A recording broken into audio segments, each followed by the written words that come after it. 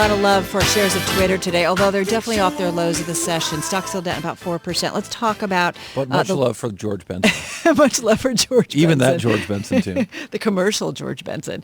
Let's talk about what's going on at Twitter and the outlook. Back with us is Paul Sweeney, our U.S. Director of Research, Senior Media and Internet Analyst here at Bloomberg Intelligence. And also joining us on the phone, Scott Kessler, Deputy Head of Equity Research at S&P Capital IQ. Paul, let's kick it off with you. Doesn't seem like a great quarter, is it? Corey and I have been kind of kicking it around a little bit. Yeah, it's a little bit disappointing. I think the stock had actually turned around a little bit. I think investors were hoping that this might be the quarter that would kick off kind of a more sustained turnaround for this stock. But while they beat the third quarter revenue and EPS numbers, the monthly average users were a little bit light relative to expectations, and of course that's one of the key building blocks that investors really focus on for this company and for all social media companies certainly. And then of course their fourth quarter guidance in terms of revenue and cash flow were below forecast. So I think for those investors that were hoping there might be a quick Jack Dorsey effect, we did not see it this quarter. So I think the realization is just setting in that it's going to be a longer slog, to kind of not quick get Jack, back but to slow growth. Jack. Right. All right. So let's take this apart a little bit. So user growth is a number that we've probably focused on the most since the IPO, and since we got to look at those numbers. And as I mentioned earlier on the show, 5 years ago it was growing at 25% sequentially. User growth down to 1.3% sequentially, the slowest it has ever been for Twitter. Is this it? I mean, is this as big as Twitter's going to get? You know what? That's obviously the bear case, and what really concerns investors here, particularly tech investors and internet/social media investors, is this. Investors and consumers, their habits change so quickly, and you just don't want to get on the wrong side of, oh boy, the market passed me by. Think Yahoo, think AOL when search came along and then social came along. You just don't want to be on the wrong side of that trade. And people are saying, gee, we've seen the continued growth in Facebook. We've seen the continued growth in LinkedIn. Has Twitter just kind of fallen on the wrong side of that line, and they've just become almost, obsolete in terms of growth in the world of the internet. So it's up to Jack Dorsey, obviously, to kind of turn that around. And, they've talked about product and to iterate their product development more, to find the niche that really and the services that kind of reignite the user growth. And so this quarter obviously was premature to expect anything, but over the next 2 or 3 quarters the pressure will be on Jack to kind of show the street that there is a product or technology fix here. Scott Kessler, Twitter, where's the value in your view, and is Jack Dorsey the man to really kind of monetize that value? Well, thanks a lot, Carol. There's a lot of value in Twitter, I think.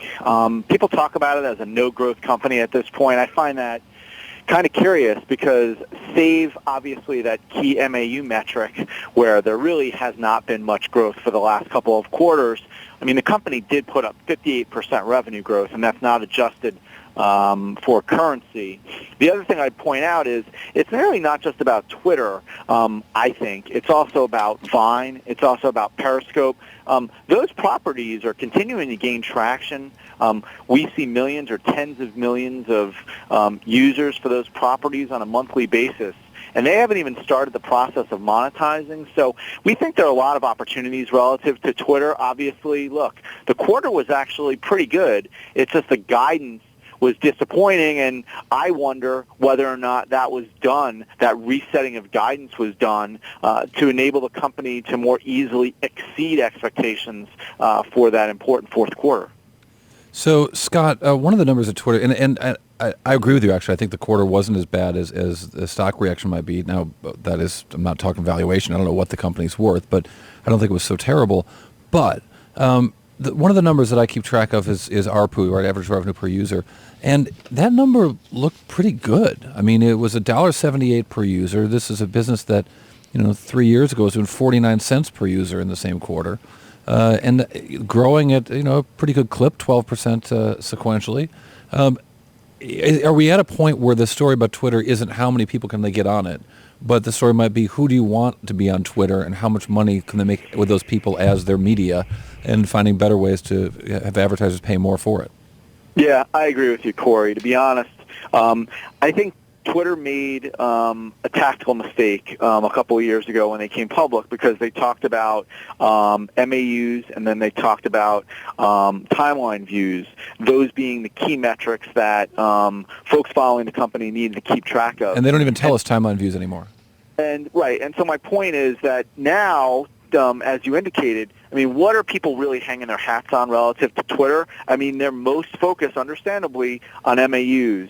And, you know, if you don't have a significant gain in MAUs, but you see substantial traction when it comes to revenues, then to your point, you're going to see ARPUs continuing to increase. The concern is obviously that at some point, if you see that kind of slowdown and absent growth in MAUs, then are revenues going to follow? That obviously is the key question. But we think they have a lot of levers to pull. We're excited about a lot of the product innovation the company is providing.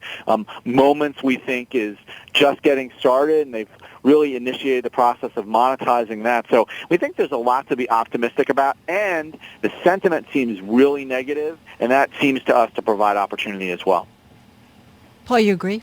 Yeah, I think the the interesting when you talk about the ARPU growth, with Corey pointed out, still very, very strong. I think that reflects in part, advertisers are just really looking for any and all things on the social media space to put their money against. But I think eventually at some point, this is a company, as all the social media companies, they have to deliver two things to advertisers. One is, a big and growing user base, and one that is increasingly engaged. And so I think they are certainly riding the wave of the secular shift of dollars to the internet and to social in particular. But I still suspect that at some point, and even the company would I think agree that they need to be able to go to Madison Avenue and say not only do we have a large user base of 300 million plus, but we have one that's growing, that's increasingly engaged. And other news sites and other apps that are displaying tweets, they're also going to be able to kind of access this, monetize that by running ads there as well. Right, exactly. And that helps out. How much time does Jack Dorsey have? I think he has some time. Okay, he just got back on board, and I think he has several quarters clearly from a product development perspective to kind of show investors that that he's got the team focused and they're going to iterate product development much more quickly. But of course, he's only working half time because he's also at Square. He's a busy man, that's for sure. All right, guys, thank you so much. Talking to Scott Kessler, Deputy Head of Equity Research at S&P Capital IQ, and of course our own Paul Sweeney of Bloomberg Intelligence, our U.S. Director of Research. As for shares of Twitter, still lower right now, just down about 3%, way off their lows of the session. You are listening to Bloomberg Radio.